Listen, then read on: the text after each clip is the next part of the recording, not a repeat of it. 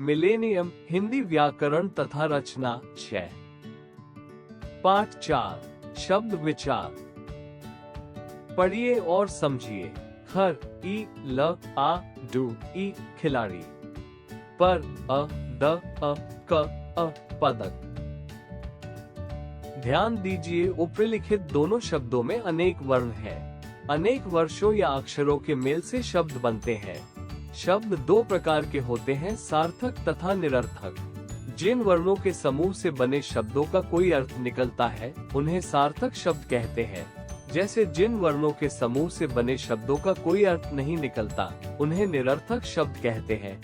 जैसे पानी, रोटी, घोड़ा, घर आदि। वाणी, बोटी, बोरा, वर आदि। अतः स्पष्ट है कि कुछ सार्थक निरर्थक शब्द एक साथ ही बोले जाते हैं। जैसे पानी वाणी, रोटी बोटी, घोड़ा बोरा, घर वर आदि। वर्णों के मेल से बना स्वतंत्र व सार्थक समूह शब्द कहलाता है। संधि के प्रकार। संधि विच्छेद संधियुक्त शब्दों को अलग अलग खंडों में दिखाना अर्थात दो वर्षों के मेल से बने शब्द को पूर्व स्थिति में लाना संधि विच्छेद कहलाता है। जैसे 1. सभी शब्द वर्णों के मेल से बनते हैं। 2. शब्दों का कुछ न कुछ अर्थ होता है।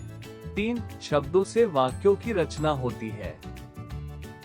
शब्द और पद में अंतर। शहर, बालक, वृक्ष, घर, चंद्रमा आदि सभी सार्थक शब्द हैं। जब इन्हीं शब्दों को वाक्य में प्रयोग किया जाता है तो ये पद कहलाते हैं। इन्हें वाक्यों में प्रयोग करते समय हमें व्याकरण के नियमों को ध्यान में रखना पड़ता है। शब्दों के वाक्य में आते ही लिंग, वचन, कारक आदि के कारण इनका रूप बदल जाता है। जैसे घोड़ा दौड़ता है, एकवचन। घोड़े दौड़ते हैं, बहुवचन। शब्दों का वर्गीकरण। 1. स्रोत या उत्पत्ति के आधार पर शब्दों का वर्गीकरण। क. तत्सम शब्द, संस्कृत से बिना बदले सीधे लिए गए शब्द। जैसे कृषक, अग्नि, पुस्तक, ध्वनि, दंत, रात्रि, हस्त, विद्यार्थी। ख. तद्भव शब्द, संस्कृत शब्दों के बदले हुए, बिगड़े हुए रूप जो समय के साथ हिंदी में प्रचलित हुए। जैसे आग, अग्नि, हाथ, हस्त, दांत, दंत, मोर, मयूर, सूरज, सूर्य, घी, घृत।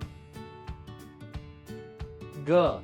देशज शब्द, ऐसे शब्द जिनका स्रोत स्पष्ट नहीं होता और जो लोक भाषाओं के भीतर ही बने।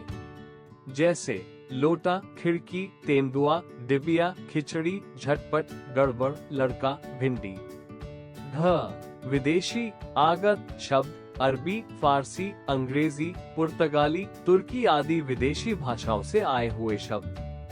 जैसे अंग्रेजी, पेन, फारसी, बाजार, अरबी, किताब आदि। 2. रचना के आधार पर शब्दों का वर्गीकरण। क. रूढ़ शब्द, जो शब्द अर्थ में प्रयोग होते चले आ रहे हैं तथा जिनके खंड करने पर उनका कुछ अर्थ नहीं निकलता, वे रूढ़ शब्द कहलाते हैं। रूढ़ शब्दों को मूल शब्द भी कहते हैं। जैसे गाड़ी, सोना, पुस्तक, छोटा, बल, लड़का, बेटा, पुष्प आदि। ख. यौगिक शब्द, शब्दों का अर्थ निकलता है। जैसे सुंदर, वन जोड़ सुंदर वन। ग. योग रूढ़ शब्द, जो शब्द यौगिक होते हुए भी किसी विशेष या परंपरागत अर्थ देते हैं, उन्हें योग रूढ़ कहते हैं। जैसे लंबोदर, पीताम्बर, जल्स आदि। 3. अर्थ के आधार पर शब्दों का वर्गीकरण। अर्थ के आधार पर शब्दों के निम्नलिखित प्रकार हैं। 1. पर्यायवाची। 2. विलोम। 3. श्रुतिस्म भिन्नार्थक। 4. द्विरुक्त। 5. युग्म। 6. ध्वन्यात्मक। 7. अनेकार्थी। 8. वाक्यांशों के लिए एक शब्द। 4. प्रयोग के आधार पर शब्दों का वर्गीकरण। प्रयोग की दृष्टि से शब्दों के दो प्रमुख भेद हैं, विकारी, अविकारी।